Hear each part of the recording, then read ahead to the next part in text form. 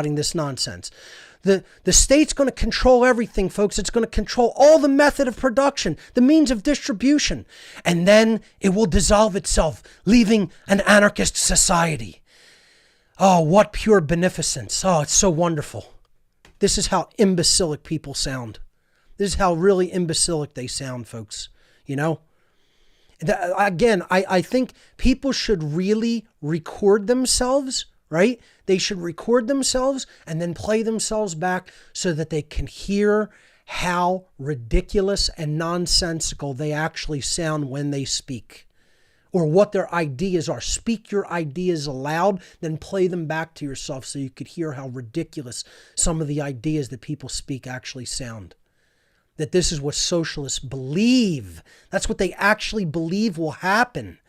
This is what Marx, the Antichrist, if there ever was an actual Antichrist in the world, what Karl Marx pumped into the mindset. And it wasn't Marx, it was the social engineer occultists who controlled him and his family members and his associates like Engels, and basically commissioned him to put the planks of the Communist Manifesto out there.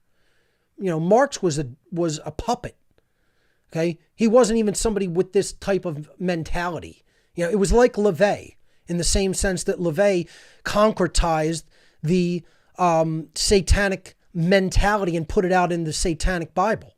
It came forward years after that he was charged to do that by higher level Satanists, namely the Bush family, okay, who were friends and handlers of La Vey. All right, so what we ostensibly believe are put out there by certain writers / philosophers, ideologues, are not really their own work. Okay, they're commissioned to do that so that the real source of these ideologies and mentalities can remain secreted away.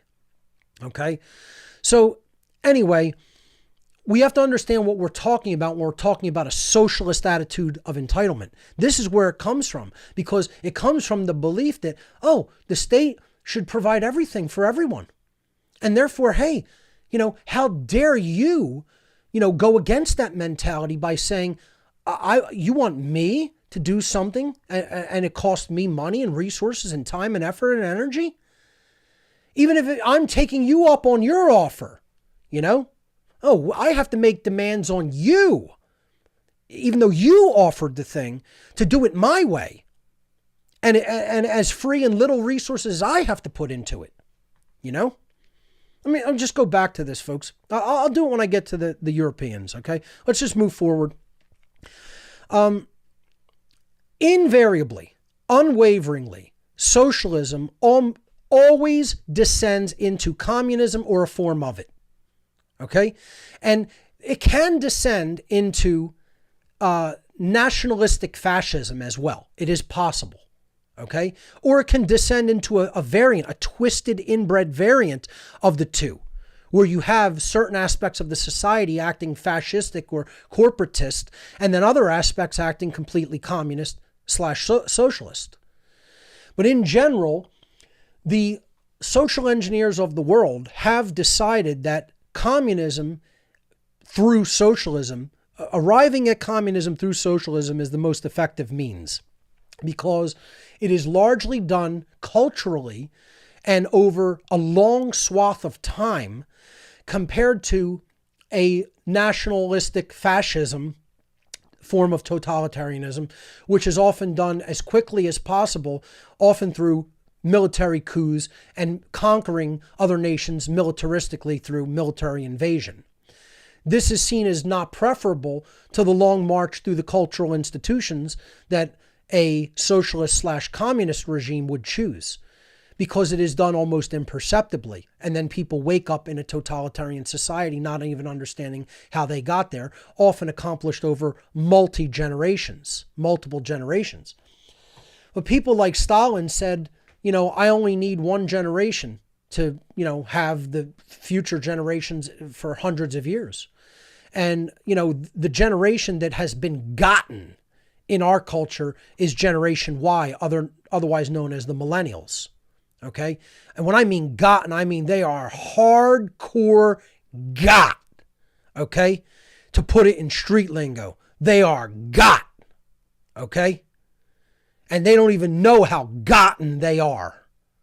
All right? See, that's the problem, is you have an entire generation of individuals, an entire demographic of people that are so overly intellectualized and overly, quote, educated formally, that they largely don't have the common sense to understand how completely duped they've been. Okay, that's why so many younger people in this generation believe in socialism and communism. All right? And what communism is, people have to understand it, and they have to go and read and understand really what this ideology is, because people don't understand what it is. I'm not going to get into all the planks of the Communist Manifesto today. That's a whole other presentation. I will be doing that I'm going to do a long form presentation. It's probably going to be about 8 or 9 hours, called the dark occult origins of Nazism and communism, because they have a shared dark occult origin. Okay? So I'm going to be getting into that in a formal, long-form presentation, probably not on What on Earth is Happening. More likely than not, that will probably be being done either probably near next year, probably toward the beginning of next year in Philadelphia. I'll set up a location and I will deliver probably an all-day seminar here in Philadelphia, just myself, called The Dark Occult Origins of Nazism and Communism. Probably in the year 2020, if we're all still here. Okay? So what people have to understand about communism is a system of international socialism. See, the words National Socialism is in the definition of communism here, but the prefix inter is applied at the beginning. So National Socialism is what Nazism was. The word Nazi is a truncation of Nationalsozialistische Deutsche Arbeiterpartei. And excuse my German pronunciation, I probably butchered that. But if you take the acronym of it, it's NSDAP. National Socialist German Deutsche Workers Arbeiter Party. Okay? National Socialist German Workers' Party, NSDAP, was the initials for the Nazi Party. And then the truncation of it became Nazi in English because they didn't want to say the whole thing in German. Okay? And in that is National Socialist. It was a socialist regime, but again, it was National Socialist. Again, that's what fascism is. It's National Socialism. Okay? It means that you've accomplished socialism through a more individualistic, nationalistic approach. You've gotten it there, appealing to people's egos and nationalistic pride. And then you've largely conquered militarily instead of culturally. Through military might.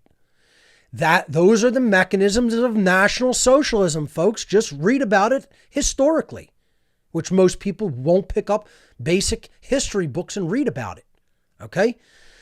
What we're talking about here in the form of communism, as practiced by, Red China and Soviet Russia, we're talking about international socialism.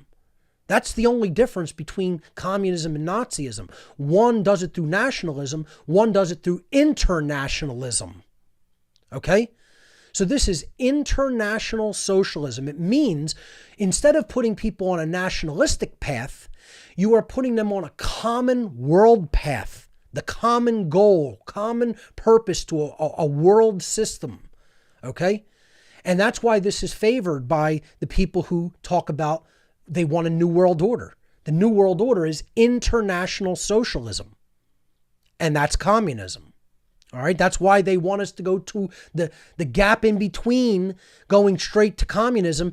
You got to get to full socialism. They want democratic socialism. They wanted to degrade from a republic, okay, down to a, quote, democracy, down to democratic socialism, then into pure socialism, then eventually into international socialism, which is communism. Okay? So, moving forward, to understand the dynamics of why people do not understand what communism is and do not understand why people in high-level positions of finance and banking and military and government, okay, want to bring about world communism through socialism and always want to project that socialism is a good thing for the masses of people. And they want people subscribing to the idea of socialism. It's the same thing as why do Satanists want people subscribing to the ideas of communism, of Satanism, but on a lower level, mini-me Satanism. Well, if you're a high-level communist and you want to bring the world into totalitarian communism, the New World Order, the dark New World Order, you have to bring people into a mini-me version of your mindset, which is socialism. That's mini-me communism. It's the same thing as what I call mini-me Satanism. And let me tell you something, folks. This book right here that I'm putting on the screen, put this full screen. Okay. This is probably the most important book any human being will ever read, in addition to The End of All Evil by Jeremy Locke and The Most Dangerous Superstition by Larkin Rose. Okay? I have now asked multiple rooms of people at events that I've been at who has read this book cover to cover in its entirety. It's a short book. It's like 150 pages to 200 pages, depending on how big the print is in whatever edition you're getting it in. Okay? Maybe even less than that. And hardly anybody's hands ever go up.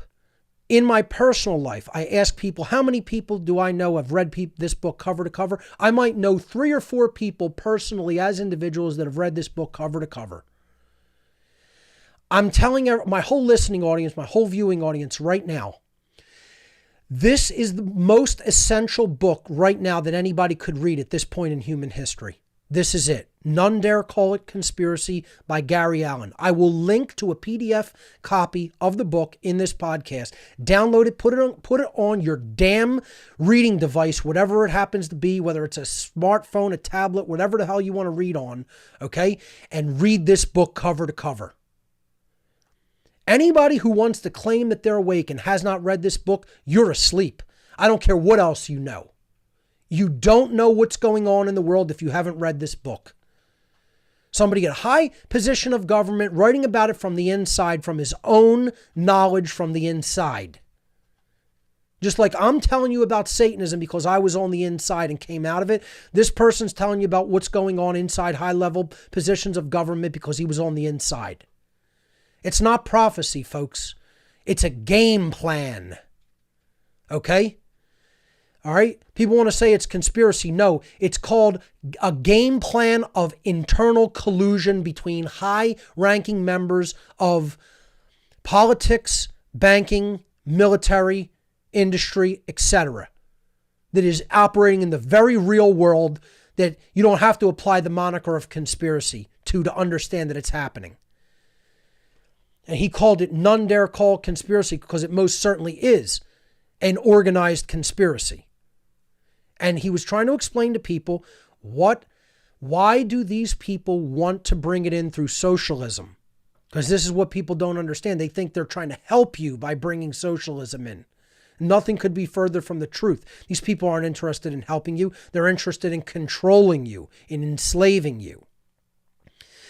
For anybody in the truth movement that has not read None Dare Call Conspiracy by Gary Allen, you are asleep and you don't know what's going on if you haven't read this book.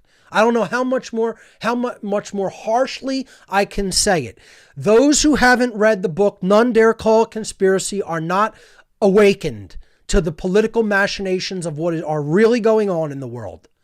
And if you can't take the time to read 100-some page book cover to cover, you're not worth anything, let alone putting the time into awaken or helping to awaken other people. So read the book.